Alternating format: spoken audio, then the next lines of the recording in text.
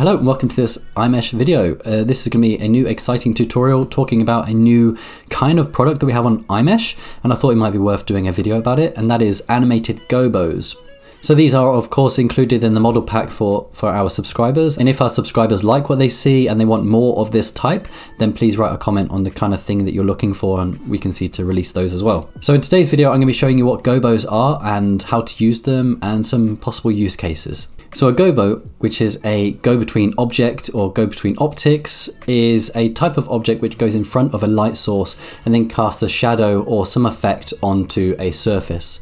Now this is often used in theatres or in cinema or photography, and if it's good for them, then it's of course good for us in CGI as well. Okay, so as a real-world example, here is a studio lamp with a spotlight and that's shining onto a wall.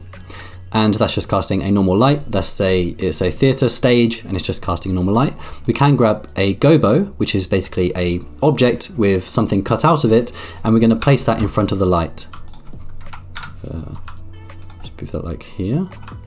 Okay, there we go. So we can see that it's trying to shine the light onto the wall, but it's out of focus. So we can fix that by moving this gobo closer to the wall. We can see it's getting sharper and sharper, but that's obviously not ideal. So we can select the light itself and then decrease the size. If we put it to 0, we get a very sharp image, and the more we increase it, the blurrier it gets.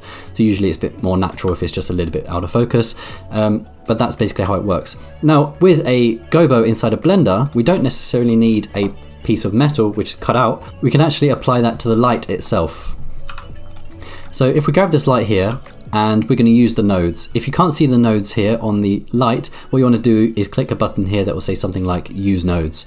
And all we need to do here is grab this nodes, and this is a black and white texture. Now that's what a gobo will usually have, just a black and white texture. And then what we need to do is make sure we use texture coordinates, set that from normal to the vector, and set these two to 0.5. Now if I plug this black and white texture into the strength, we can now see that directly onto the plane. And we can also change the color as well, and it gives quite a nice fall off around the edge. And we can also change how blurry this image is by adjusting this. Just like before, we get a more blurry image, and now we get a sharper image. So this is obviously a lot more quicker than applying this in front of the light. It doesn't need to do half as many calculations. It's just the light shining straight onto the wall, which is a lot more efficient. So gobos can help you to add depth, mood, and realism to your 3D scenes. They can help you to create visually dynamic lighting setups, which are normally very difficult or impossible to achieve with standard lighting techniques. So by using gobos, you'll be able to enhance the visual appeal of your stills or images to make them really stand out from the rest. Not only that, gobos are incredibly lightweight for your scene. So the alternative to using a tree canopy gobo would be to actually load in physical trees into your scene, make a tree canopy, animate them, and then render. You can imagine how taxing that would be for your computer to calculate every time. And obviously the viewport would also be slowed down considerably as well. But by using a gobo, such as the one from iMeshh, it is simply just an MP4 flat image which is projected onto the scene. So it's far more efficient and easy to use. So if you want to find some gobos for yourself, I'd recommend just looking online. I'd recommend trying to find ones which are animated rather than just stills. They might be a little bit more expensive, but you can imagine how much more versatile they should be because they will be animated and you can use them in animations as well. Right, and now let's take a look at the animated gobos from iMeshh. So this is just a quick example, and this is an animated tree. And what you can see here is that the edges are very sharp and crisp. Also, some of the leaves have a bit of variation in the amount of light that they'll pass through to make it a little bit more realistic. And also, yeah, our edges are very, very sharp. So this means that you can add blurring later if you wanted to, or you can make it as sharp as you needed. I have seen some examples online where the images are already quite blurred, which means that if you wanted a sharper image, you can't. So we try to make sure that all of ours are sharp to start with, and you can add it later. Also, this one has been looping on. Also, this gobo has been looping the entire time. And we try to make the loop as seamless as possible so that you can just add it to your scene and just let it run for the full length of your animation, and you shouldn't be able to see the animated loop seam.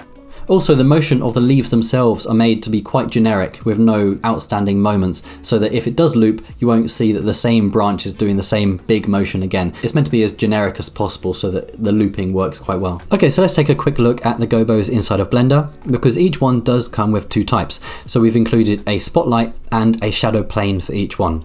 So in this case, we have lighting already set up, which is going to be for most cases. You're going to create a room, you're going to add the sunlight, and the lighting is going to be ready. And in which case I'm going to add the shadow plane. So let's add this here and let's just place it in front of the camera. And there we go, we have a shadow plane casting some shadows. And if I press play, you can see that the shadows will be moving over time. Now, if you want to be a little bit more artistic, you can then use the spotlight itself. And if I append that in, and let's just do rendered view. And then if we point this to the wall, let's just delete this one. We can then cast the light where we want. And you can also then change the lighting, change the colors and everything like that.